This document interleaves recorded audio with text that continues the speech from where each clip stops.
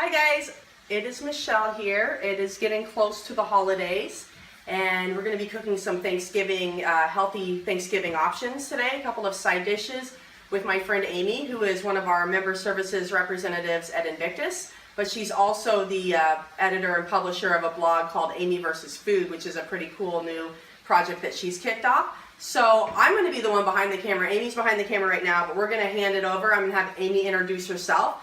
And she's going to be the star of the show today. I'll be asking questions that I think you guys might ask, or things that I think to try to point out things that might be helpful for you in your endeavors to prepare healthy Thanksgiving meals. And maybe just some other pro tips from Amy, because we've had other guests on here and they have had really excellent tips. So I'm hoping to learn a little bit from her today too. So with that being said, I introduce you to Amy Tran. Hi guys, I'm Amy. Thanks for the intro, Michelle. So what Em said was we are doing a couple lighter options for side dishes for Thanksgiving. I thought we would do a sweet potato casserole with an oat topping, but usually sweet potato casserole is loaded with like tons of butter, cream, brown sugar, and they're pretty heavy. So we're gonna try to keep that sort of comfort flavor with a little bit of sweetness with vanilla extract, but keep it really light. So on the stove right now we have browning just some sausage. This is going to go into our second dish. We're doing a stuffing stuffed acorn squash. So the same flavors everyone loves about stuffing, but without all the bread and all the butter. So I'm pretty excited about that. I think it's going to taste really good. So while this continues to cook, it's almost all the way brown. We're going to get together our sweet potato. Hey Amy, do you know who else is excited about it? Alice. Alice. Hi. Oh my gosh, perfect timing. So what I did already here is I have 3 pounds of sweet potatoes that have been peeled and chopped up. I boiled them for about 15 minutes till they were fork tender with a little bit of salt. Drained them and just kind of slightly mashed them with a spoon. I do want it to still be a little bit chunky, so not completely smooth.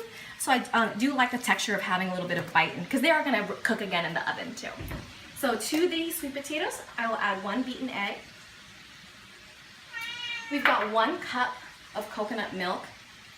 This is actually my favorite brand of coconut milk, and I think Michelle's actually written a blog post. I have. About I mentioned this. They've seen me. They've seen it. Tell Okay, them so why guys know. you love it so much. And let's like get a it. close up for the people who maybe didn't catch the first couple. Okay, so I like That's the side we can't pronounce. Yeah, me neither. Okay. I think, but the brand is like Aero D. Is that how you say it? Aroy D. Aroy D. I don't know. Aroy D. But it comes in multiple sizes. It comes in this little size right I like here. that size. It comes in the larger size. So if I'm doing like a large portion of curry, I might use the bigger box. And they actually have coconut cream too. They do. I was just gonna say That's they have really coconut cream too, which I love getting. So I'm just gonna drain this sausage really quickly. What I like to do is whenever I'm cooking something that's a little bit fatty that I know is gonna be drained, I always have just a little paper towel nearby, because I hate when the grease drips off the pan when you pour, and it makes a mess. It sizzles. It's actually it's kind of dangerous with the gas open flame too, because if it drips down in there, right? Have you ever set anything on fire? I luckily have not, but I I have. also only have an electric stove. So I don't, yeah. But equally as bad as the grease gets on and it's hard to clean up. Yeah. So nobody wants that. To this pan, there's still a little bit of grease in here. We have 1 white onion chopped and 2 ribs of celery chopped. Just a little dice right here. This is going to be the best smell. I love this smell. I love this smell. And what I love about stuffing is just like the smell of fresh sage. So we brought a little bit of sage to try to copycat that stuffing essence everybody loves. So I've got that going just on a medium heat. We'll just watch this as we continue to do our casserole. So we've added the milk, we've added the coconut milk. I'll next do 2 tablespoons of melted coconut oil. Usually sweet potato casserole has melted butter, but we're just gonna sub out for coconut oil right here, just a little healthier, lighter option. I'll add about a teaspoon of vanilla. I'm just gonna eyeball this guy. Pretty good. Pretty good. Why can you just eyeball it? Is it okay to do that? You know, I always eyeball it because I just love vanilla, and I think a little bit never hurts. Yeah, but a little bit extra. A little bit extra is never bad. It's not like something crazy. All right, so I did just finish adding the salt and a little bit of pepper as well. And we do have this mixture that looks like this. So we'll put it aside. Extreme close up.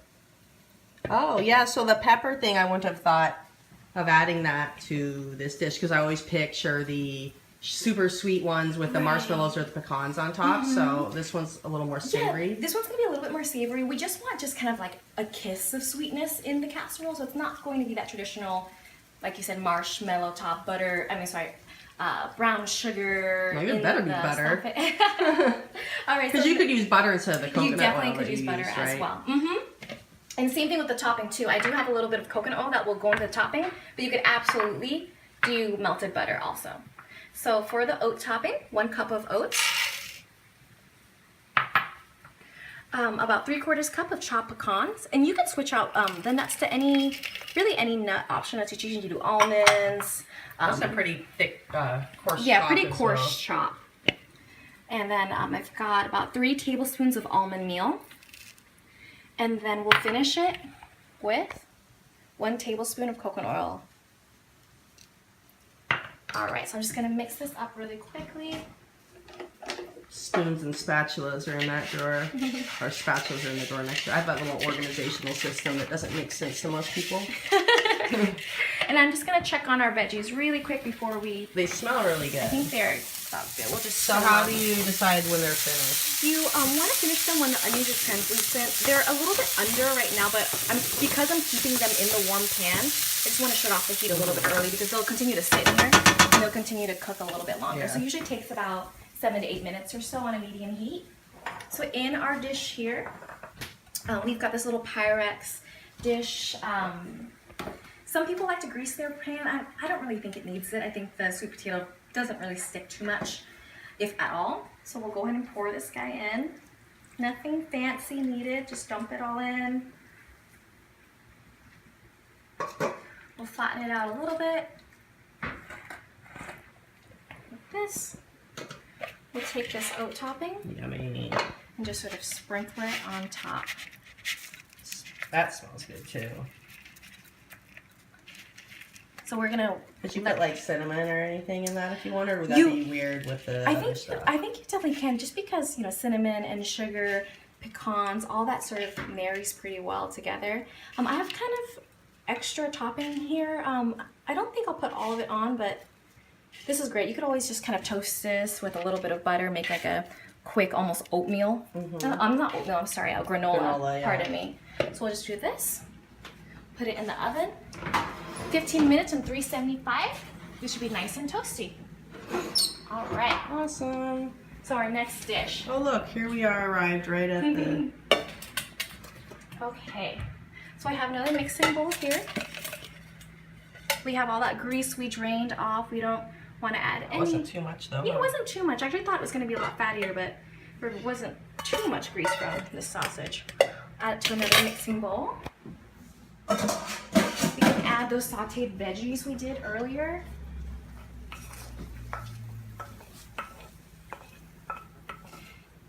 Sometimes for Thanksgiving I do a sausage cornbread stuffing, and this is almost identical to that recipe minus that cornbread.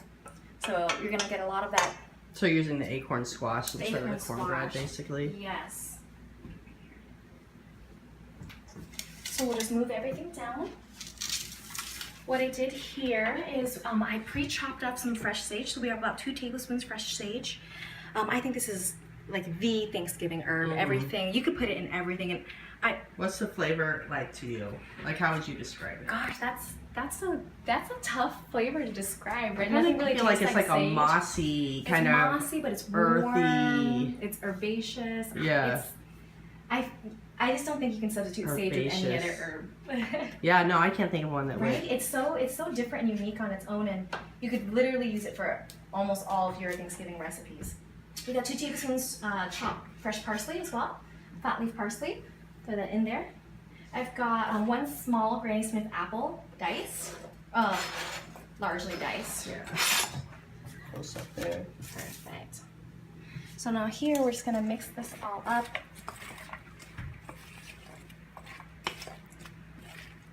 Going to add just a little bit of salt. What kind of salt are you using? Let's see. Looks like Michelle's got some white Hawaiian sea salt. My friend actually brought me that back from Hawaii. What kind of salt do you usually use at home? At my house, I always have kosher salt on hand. Yeah, I have that. Kosher salt, and I have a couple of different types. So I like the Hawaiian smoked salt when I do like a kahua pork. I love using that. Have you seen the flake salt?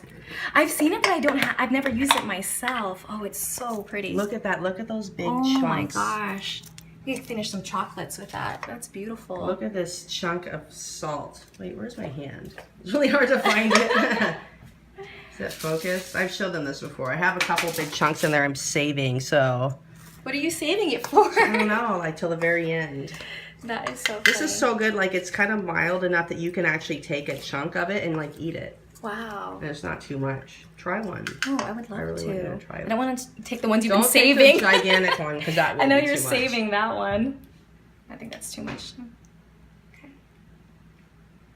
Even though it's salty, it's not really like if you ate mild. a big chunk of other salt like that. Oh you yeah, would you'd be like, hurt. right away. That's really good. Okay, so we just did salt, pepper, super easy seasoning. Usually stuffing you add a ton of melted butter. Because the sausage has some fat, I'm not gonna add any extra fat to it. So now we'll just fill out the acorn squash. What I did here, I did pre-roast it. So when an acorn squash, when you buy an acorn squash. Yeah, I was like, let's back it up. I'll back it up. Actually, I think this one goes with this one. So it has sort of these two pointy heads. I always trim them off, so I can hold them like this, and I trim it off so it has a nice even base. So we're not having like squash roll around. That's pretty because then you get like the little star effect. Very, very Versus pretty. I don't cut them off, the ends off, and I cut it the other direction. This way. Yeah, which is fine, but this is much nicer presentation for like Thanksgiving dinner too. Right, and it's so pretty, and people always, you know, when they see these little roasted. I actually did acorn squash last year too, and they just look so. What kind of knife pretty. do you use to cut those? I have, I just use like a chef's knife that looks like a little bit larger than this one, and I also have this. I prefer a heavy duty chef knife like this if you're cutting squash, just because you can. Yeah.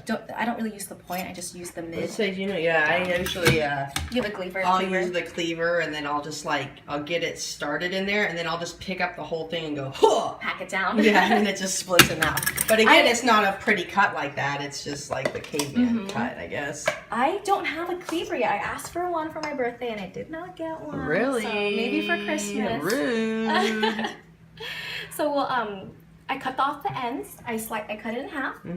I drizzle it with a little bit of olive oil or Wait, whatever. there's stuff to scoop out though, right? Right. Oh, I'm sorry. Let me back up. I cut it in half. Just take a spoon and scoop out the seeds. It comes out really easily. Just like one scoop all It the way looks like around. just like pumpkin on the inside, but it kind of Exactly. it comes out easier, I think. Easier because you know pumpkin you get all those strings where you got to get in it and scrape it, but this comes out really easily. Then I drizzle it with a little bit of olive oil, salt, pepper, roast it at 400 degrees for 40 minutes, and then That's what you've already done. that's what I've already before done. we stuff it. So like because that's kind of, you know, like you have to plan for that a little bit. Yes, Is this something that you could prep in advance? absolutely. Like even like partially prep it, right? You could, Yeah, you could- either just cook the acorn things ahead of time and then do everything the next day, or you could even make the whole You thing could make ahead the of whole time thing. and then just reheat it. The only thing that would turn color Oh, is the yeah, the apple. apples. So if you were doing this dish, so without the apple, like I've done this with just sausage and rice, You or could put like raisins, golden can put raisins, or raisins. something like that. So the only thing is because the apples will oxidize. Yeah. So that's the only part that I would not. Would it be suggest. weird if you like toss them in a little bit of citrus and then a little bit of lemon? You definitely could do that too. So just to preserve. yeah, just enough just to preserve it. You could absolutely do that. This is actually enough stuffing for 6 servings. Oh, good. So We'll have some we have snuffles some in the extra. And you can go over the top. I like to sort of have them come in dome over Yeah. the top because when it cooks, it does wilt down a little bit. Yeah. The cups will sag a little bit, won't they? Yeah. Yeah. So, like Michelle said, you could absolutely have the acorn squash pre-roasted like we already did today. So all you have to do, you could even have the sausage and the onions pre-cooked as well. And I've done that a lot when Yeah, so you could pre-cook everything and just Yeah. chop the apple the day of and that's throw all it you all gotta together. do. Especially for Thanksgiving, you have so many things. And you can do going that a on. couple days in advance, really. 2 days, Yes, even. absolutely. So these are ready to go. Or if you're going to dinner at someone's house, like this is kind of a fun side dish to take. Yeah, and people were always impressed because it looks Yeah, a it lot looks fancy fancier than because what of it the is. little star shape. It looks like a It looks star a lot cutout. fancier than what really it takes to make. Listen, our cafe is looking good. Right. So those will go in for about 15 minutes. So in about 10 minutes we'll take out our casserole, and in 15 minutes we will have acorn squash as well. Cool, we'll check back then. All right, it's been 15 minutes. We've taken everything out. Yummy. Here's the casserole here. The stuffed acorn squash as well. How do you know when this stuff is done? Well, Like the casserole, for example, everything in there Yeah, well, was everything- basically cooked. And we just need to everything is heat that cooked, so up, you really right? just need to cook it up. We just made it so it's like, you know, the oats are kind of toasty and crisp, so just to your liking. How did really. you do that? We just kind of watch it closely.